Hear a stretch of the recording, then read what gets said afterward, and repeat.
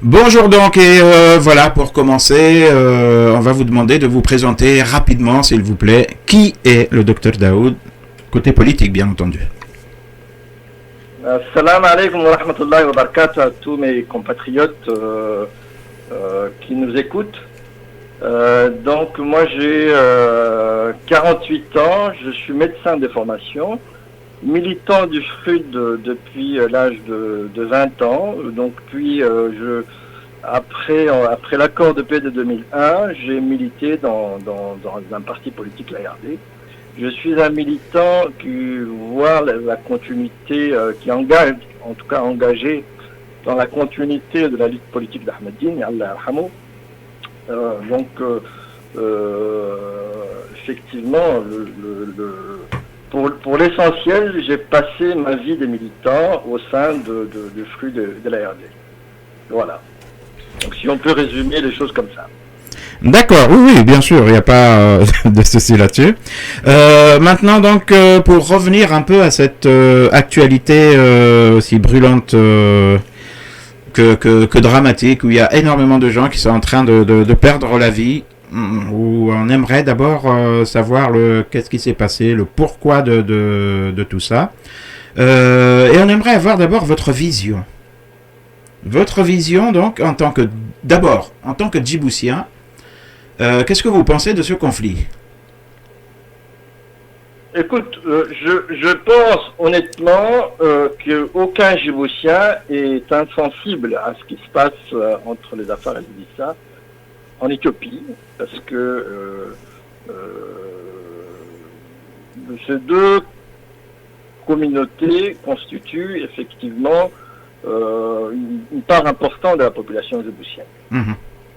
Voilà, donc, et le deuxième point, comme militant politique, je sais le niveau de l'implication de l'État djiboutien depuis les années 80. Je milite, comme je dis, je rappelais depuis les années 90, depuis l'âge de 20 ans, au sein du FRUD. Mmh. Donc, on sait un petit peu les agissements du régime djiboutien dans ces régions, plus particulièrement. L'armée djiboutienne est très impliquée, en tout cas pour tous les militants du FRUD qui suivent un petit peu la géopolitique régionale, savent parfaitement l'implication de notre service de renseignement et nos forces armées dans le conflit Afar Issa en Éthiopie. Voilà. Donc le troisième point que je voulais quand même signaler en tant que médecin, je considère comme une tragédie humaine. Toute forme de la vie humaine est sacrée. Et effectivement, c'est une tragédie. La guerre est une tragédie humaine. Il y a souvent beaucoup d'exactions pendant ces conflits. La dernière, c'est le massacre de populations civiles dans la région d'Obno, pas très loin de notre frontière. Historiquement, même la région d'Obno appartenait à Djibouti. Quelques Djiboutiens savent, la France a concédé cette région à l'Éthiopie. En contrepartie, elle a récupéré une partie de Moussa Ali. Donc la région d'Afambo, Obno, appartenait au territoire djiboutien. D'accord, mais voilà, j'avais peur honnêtement entre nous, de ce genre de discours. À savoir que chaque fois que je parle à un Djiboutien Afar, il va me parler des problèmes du massacreur Issa qui vient massacrer les Afars. Et est-ce que tu peux entendre que de l'autre côté aussi, il y a des amis Issa qui sont en train de me parler de ces égorgeurs Afar qui viennent pour tuer? Est-ce qu'il n'y a pas un message autre que l'on peut donner au lieu d'alimenter le feu, docteur? Oui, absolument. Moi, je pense qu'effectivement, c'est surtout la guerre qu'il faut éviter. Il faut revenir à la raison et se mettre, en tout cas, sur la table de discussion. Et ça, c'est essentiellement les acteurs éthiopiens qui peuvent le faire. Moi, en tant que Djiboutien, je n'ai pas le moyen. Ah, c'était une des questions que justement je voulais te poser. Beaucoup de Djiboutiens sont dans cette guerre, on va dire, numérique. Heureusement, on n'est pas encore allé jusqu'à prendre les armes.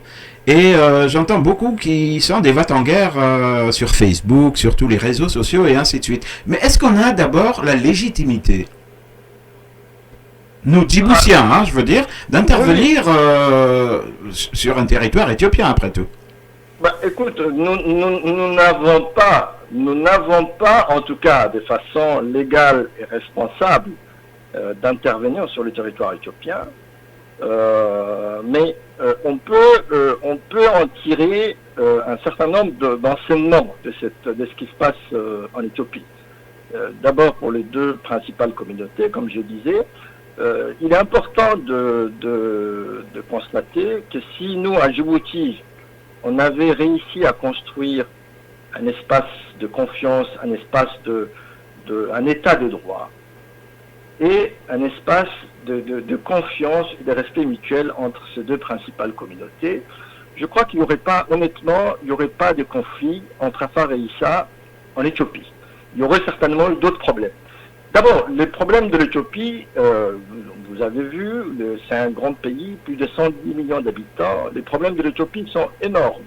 Et les problèmes Afar et Issa, ou Afar et Somalie, comme certains veulent le présenter, est un problème mineur au niveau de l'Éthiopie. C'est plus un problème périphérique de l'Éthiopie, un problème du pouvoir central. Donc aujourd'hui, le cœur de l'Éthiopie, le cœur du pouvoir central éthiopien est perturbé au niveau entre Oromo, Amhara et la région du Tigray. Oui. Donc le problème Afar et Issa, Somalie, c'est un problème périphérique de l'Éthiopie.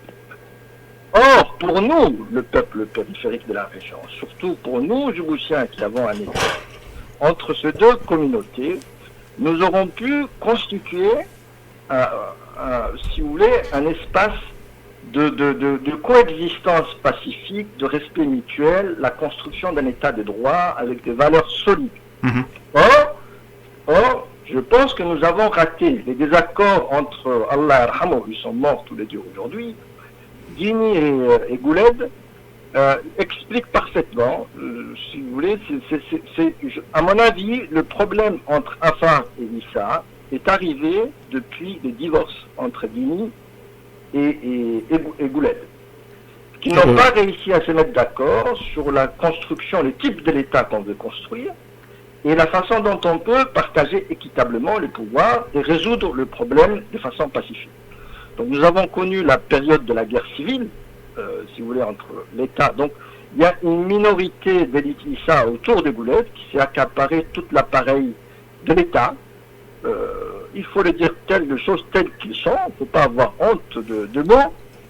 Il faut avoir le courage et la franchise d'assumer le. Donc, non, mais ça, c'est ton interprétation. Hein. Il n'y a ni courage, ni quoi que ce soit là-dessus. C'est ton interprétation.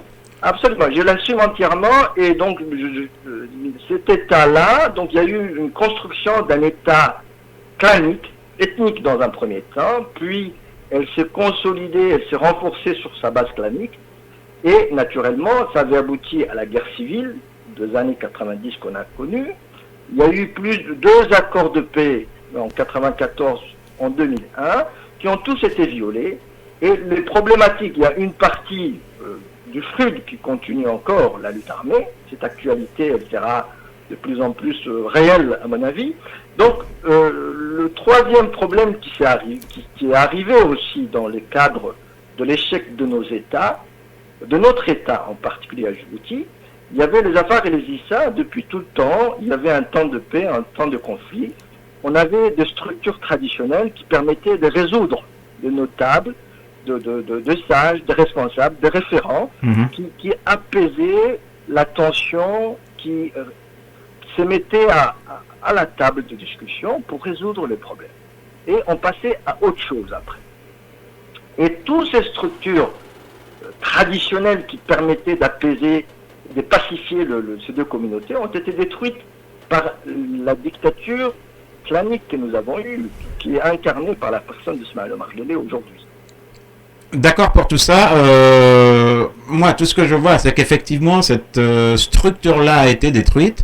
Là où je ne serais pas d'accord, c'est évidemment que tu es en train de nous parler de dictature clanique et autres. Moi, je ne vois qu'une dictature que de certains qui se sont accaparés le système à Djibouti et que le clanisme n'est là que pour nous diviser. Et la preuve, j'ai l'impression que tu es tombé dans ce piège-là.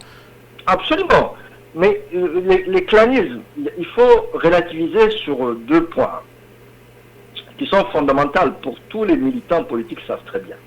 Donc, quand on veut construire une dictature, il y a deux formes de dictature, en tout cas de par l'histoire, par le monde.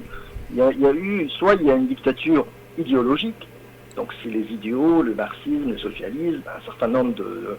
Soit il y a des dictatures ethniques, et plus particulièrement sur le continent africain, c'est souvent des dictatures ethniques qui ont vu le jour et qui se sont consolidées. L'appareil sécuritaire, la colonne vertébrale de cette dictature est souvent clanique, c'est la branche sur laquelle va s'appuyer le pouvoir et va se consolider. Non mais donc, attendez, non, je ne peux pas être d'accord, docteur, puisque au sein de cette dictature que tu dis clanique, moi je vois un peu tout le monde. Il y a quand même des Afars, il y a quand même des Arabes, il y a quand même des SR, il y a quand même des Gadas qui sont en train de profiter de ce système. Elle n'a rien de clanique là, j'ai l'impression que c'est une bande organisée qui s'est accaparée de ce pouvoir-là. Et que le clanisme n'est là que pour nous diviser, nous.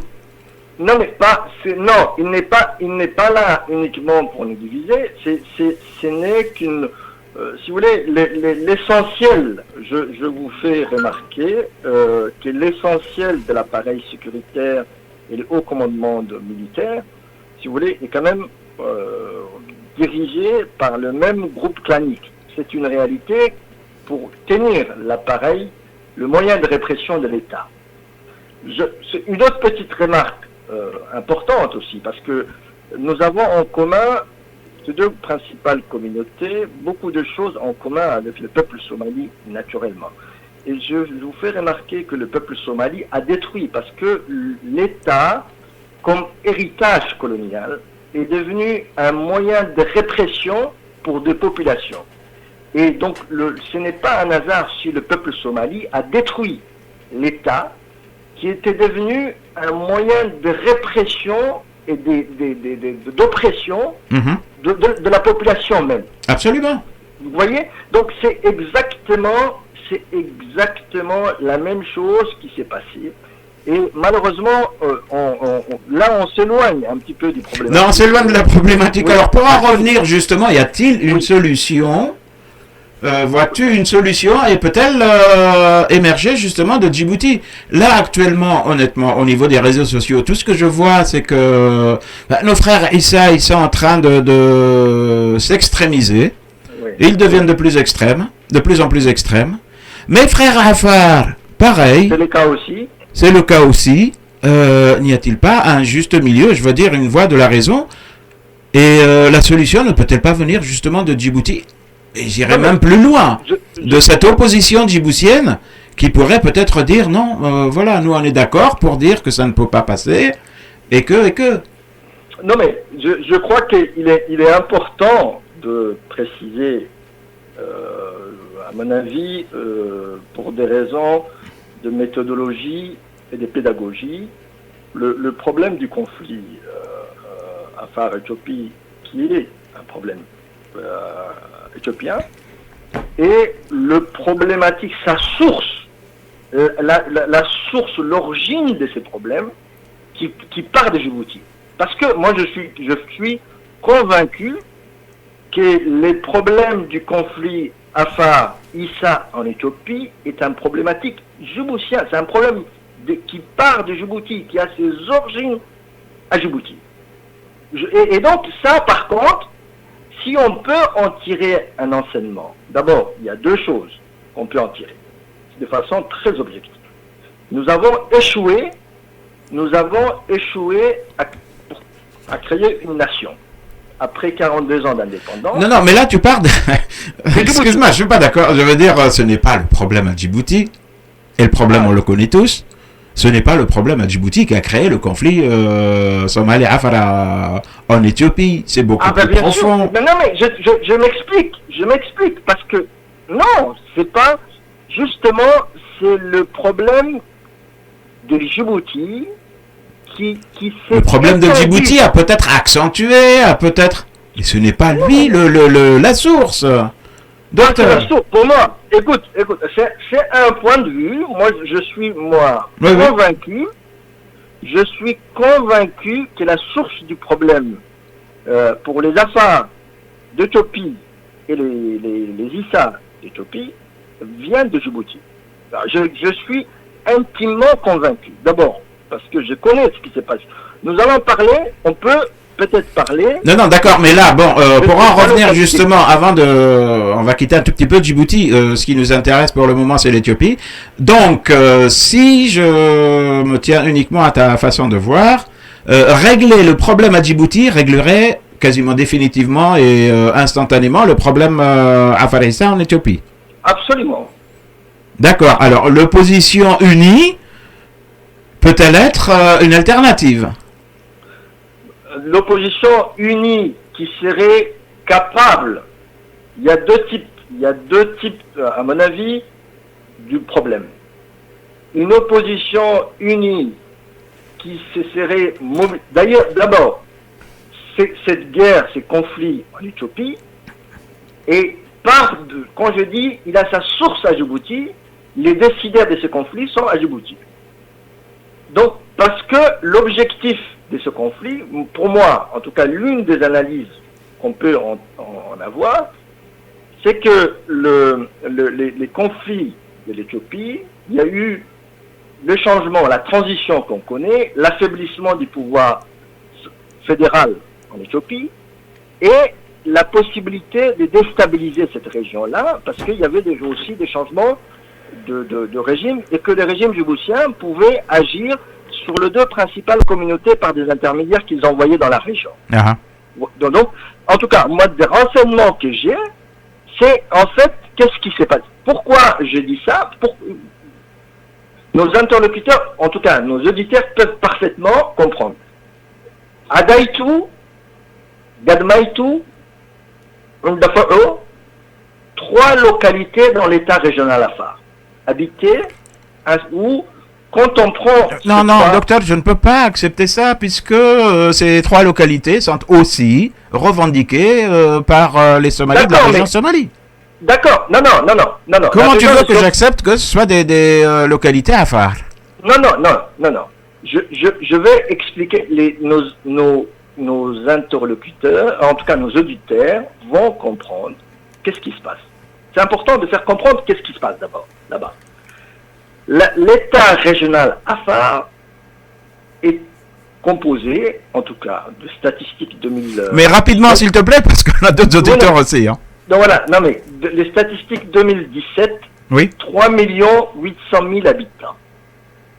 3 800 000 habitants. Sur le 3 800 000 habitants, il y a 450 000 Éthiopiens, d'autres nationalités, qui habitent dans l'État régional Afar. D'accord. Donc, ces 3 localités dont on parle, il y a une population qui est estimée autour de 20 000. Et effectivement, dans ces 3 localités-là, c'est essentiellement les Issa qui habitent dans ces 3 villes-là. D'accord. Voilà. Donc, je vous explique, moi, je parle, je pense que de façon objective sur les problématiques. Donc, comment expliquer?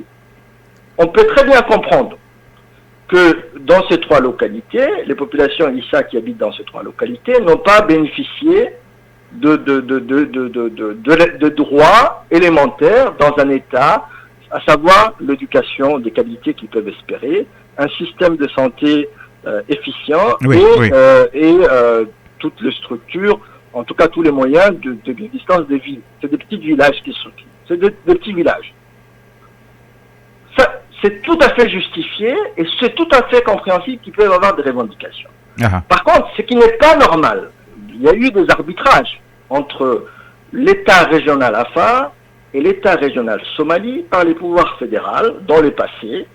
Il faut rappeler que l'Éthiopie, telle qu'elle est aujourd'hui, c'est-à-dire une république fédérale démocratique de l'Éthiopie, si tu veux, a été quand même, il y a eu des frontières internes, a été clarifiée en 1995. Et que les Afars avaient des revendications territoriales, dans une partie du territoire. Docteur Daoud, on ne va pas rentrer dans ce conflit-là. Moi, je ne sais pas, honnêtement. Tout ce que je vois, c'est qu'il y a une guerre actuellement. Je ne suis pas là pour essayer de régler un conflit territorial. À qui appartiennent ces terrains plantés dans le désert, faits de 3-4 cailloux? Honnêtement, je m'en fous. Oui, non, mais écoute, c'est important de comprendre pourquoi il y a la guerre. Pourquoi il y a la guerre. Ce qui a amené la guerre... Il y a eu la guerre pendant plus de 30 ans entre Éthiopiens et Érythréens. Abiy est arrivé en moins de 2, il l'a réglé. Ça concernait quoi? 3-4 petites localités là-bas aussi complètement désertiques. Ce qui est vrai. Est-ce qu'on ne peut pas avoir cette lucidité? Ah, écoute, nous, en tout cas, on peut espérer, mais nous n'avons pas, moi, sincèrement, le conflit éthiopien, c'est aux Éthiopiens de le résoudre. D'ailleurs, le pouvoir fédéral éthiopien a organisé plusieurs réunions, et c'est à eux de résoudre leurs problèmes. C'est ça. Par contre, si on veut comprendre, nous, en tant que Djiboutiens, pourquoi ce conflit nous concerne, pourquoi il part de chez nous, parce que ça, j'aurais pu mieux vous expliquer que ces 3 localités-là, sur une cartographie militaire, il y a une planification. Ces 3 territoires-là n'ont pas été choisis. Il y a eu un projet d'expansion territoriale dans l'État régional Afar par des élites djiboutiennes. Ça, c'est une réalité. Pour moi, en tout cas, c'est une réalité que je connais parfaitement. Et c'est depuis les années 80. C'est pas quelque chose qui date d'aujourd'hui. Si on veut résoudre le problème, si on veut avoir une influence positive sur nos frères Afar, Issa d'Éthiopie, il faut que les Djiboutiens de toutes les communautés nationales, pas uniquement Afar Issa, puissent prendre leurs responsabilités devant l'histoire. Les responsabilités devant l'histoire, les minorités, les Gadoboursis, les Issak, les Arabes de Djibouti peuvent jouer, à mon avis, le rôle d'intermédiaire, le rôle d'une meilleure compréhension, d'un respect mutuel entre toutes les composantes du pays, plus particulièrement entre les Afar et les Issa, parce que le peuple Afar ne se retrouve pas à Djibouti, et à juste titre, c'est pas parce qu'on a des représentants, c'est pas parce qu'on a un premier ministre... Ça, ce sera un autre sujet, et je te jure qu'on va l'aborder énormément pendant cette année. Le sujet djiboutien, restons dans le sujet éthiopien. Absolument, en tout cas, je te remercie quand même de ne... Non, tout ce que je retiens, c'est que, d'après toi, le problème qui est en train de se dérouler actuellement en Éthiopie est un problème d'abord et avant tout djiboutien, en tout cas créé par Djibouti. Absolument. D'accord. Merci beaucoup. Je t'en prie. C'est ce que je vais retenir. Et puis à très très bientôt. De toute façon, on aura d'autres occasions de nous parler. Merci beaucoup, docteur. Au revoir. Bonne journée. Au revoir. Merci.